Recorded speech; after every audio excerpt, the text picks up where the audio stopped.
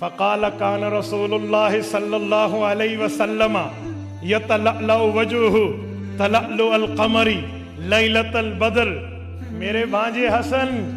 حضور پاک علیہ الصلوۃ والسلام کو تم نے بچپن میں دیکھا، میں نے رسول اللہ کے گھر میں تربیت پائی ہے. میرے پیغمبر وہ تھے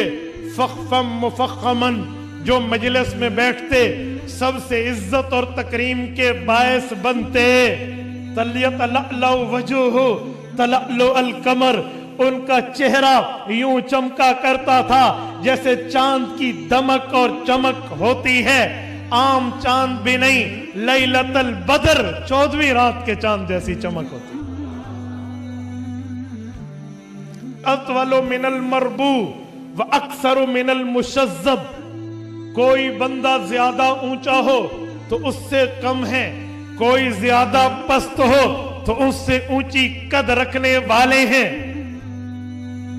عظیم الہامہ، پیغمبر علیہ السلام کے چہرے مبارک کو رب نے باروب بنایا تھا. رجل الشعری، حضور پاک کے سر مبارک پہ بال ایسے تھے، ان انفرقت عقیقتہ فرق والا فلا، حضور پاک کے سر مبارک پہ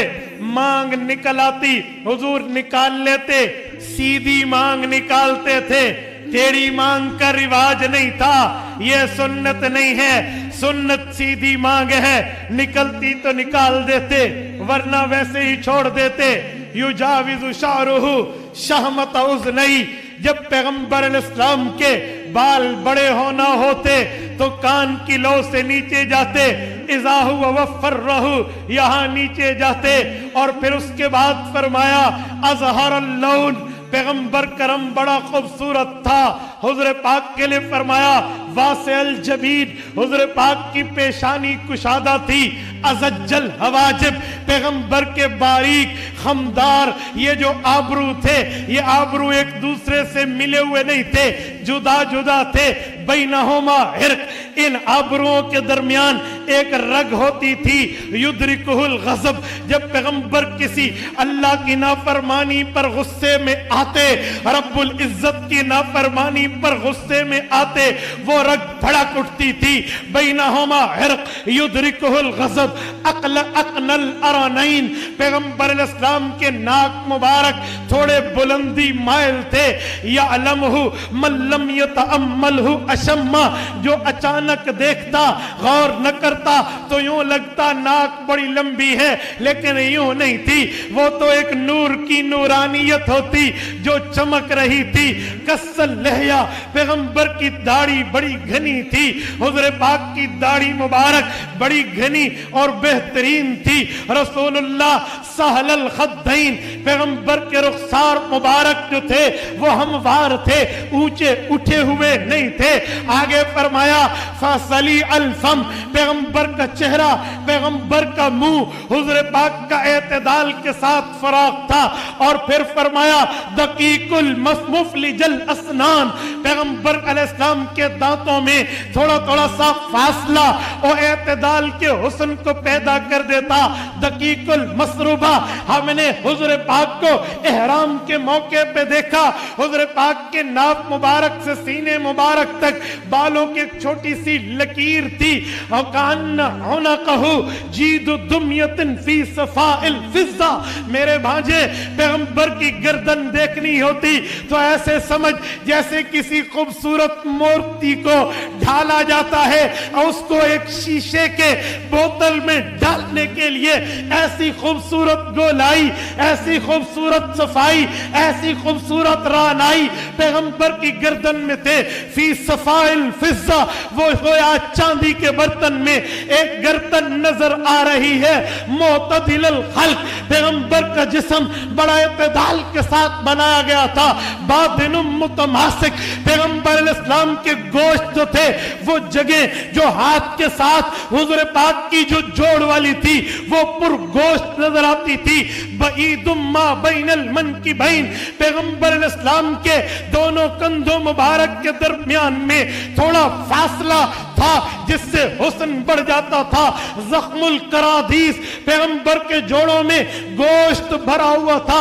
انور المتجرد، اللہ کی قسم فرمایا وہ جگہ جو کپڑے سے باہر رہتی ہے، جیسے چہرہ، جیسے ہاتھ، جیسے پاؤں کا جو لباس سے باہر رہنے والی جگہ ہوتی تھی، رسول اللہ کی انور المتجرد، اس پر ایسا نور ہوتا تھا ہم حیران ہو جاتے، اوہ ہاتھ باہر ہوتے ہیں، انہیں کبھی کبھی دھوپ بھی لگتی ہے، انہیں آگ اور دھوئیں سے واسطہ بھی پڑتا ہے، پاؤں مٹی میں چلتے ہیں، انہیں کانٹے بھی چبھتے ہیں، انہیں پتھر بھی چبھتے ہیں، انہیں تکلیف بھی ہوتی ہے، فرمایا اس کے باوجود یہ باہر کے جسم کے حصے اتنے پیارے ہوتے، جو لباس کے اندر تھا اس کے حسن کی تو کیا بات ہی تھی، موصولم ما بین اللبتی والسرتی یجری بشعر کالخط، پیغمبر علیہ السلام کے جسم کے حصوں میں سینے سے لے کر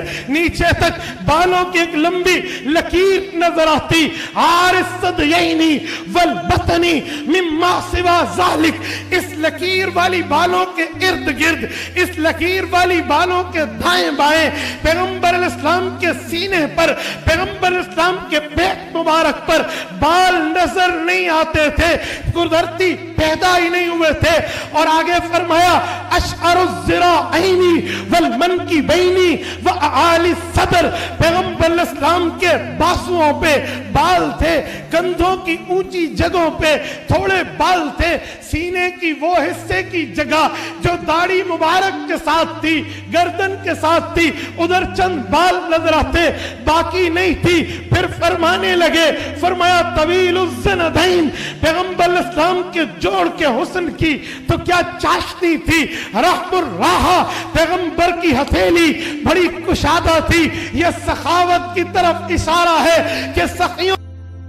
کھلا ہوا کرتا ہے، شسن القدمین والکفین، پیغمبر علیہ السلام کے پاؤں میں جو خمدار جگہ تھی وہ ایسے تھی، ینبو عنہم الماء، اگر اس پہ پانی ڈالا جاتا وہ پانی ڈھلک جایا کرتا تھا، اوپر ٹھہرتا نہیں تھا، خمسان الاخمسین، اس کا حسن ایسے تھا کہ خمدار جگہ میں پاؤں کے تلوے کو بنایا ایسے گیا تھا، اذا زال زال قلعہ، حضور پاؤں اٹھاتے پوری قوت سے اٹھاتے، کانما ینحط من سبب، وہ ایسے چلتے جیسے گہرائی میں، جیسے نیچائی میں حضور اتر رہے ہو، وَإِذَا الْتَفَتَ جَمِيعًا، کسی سے بات کرنی ہوتی پورے چہرے سمیت اپنے سینے کو پھیرتے، اسے پوری کمپنی دیتے، عزت دیتے، اس سے بات کرتے، خالی چہرہ نہیں پھیرتے تھے بلکہ سینہ ساتھ پھیرتے، التفت جمیعا، اس کی طرف پورے ہوتے، اس سے بات کرتے، ذریع المشیہ، پیغمبر کی چال تیز رفتار تھی، جب پیغمبر علیہ السلام چلتے تھے تو بڑی اچھی اور سبق رفتاری سے چلتے تھے، خافض الطرف، اکثر طور پہ حضور کی نظریں نیچی رہتی تھی، پیغمبر علیہ السلام نیچے دیکھتے تھے، جل نظرہ الملاحظہ، شرم اور حیا کی وجہ سے کہیں کسی کو دیکھنا ہوتا تو آنکھوں کے کونے سے دیکھتے، آنکھ بھر کے حضور کے دیکھنے کی عادت نہیں ہوتی تھی، پیغمبر علیہ السلام یوں دیکھتے، نظرہ الی الارض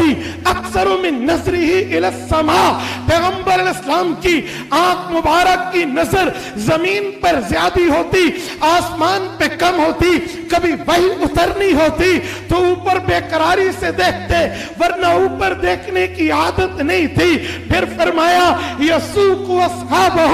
جنگ میں، جہاد میں، سفر میں صحابہ کو آگے چلا دیتے، کبھی یوں نہ کہتے میرے آگے کیوں چل رہے ہو، یہ تکبر، یہ غرور، یہ تکلیف دہ معاملہ حضور میں نہیں تھا۔ وَيَبْدَأُ مَنْ لَقِيَ بِالسَّلَامِ، جو حضور پاک سے ملتا حضور خود سلام میں پہل فرماتے۔ تبارك الذي نزل الفرقان على عبده ليكون للعالمين نذيرا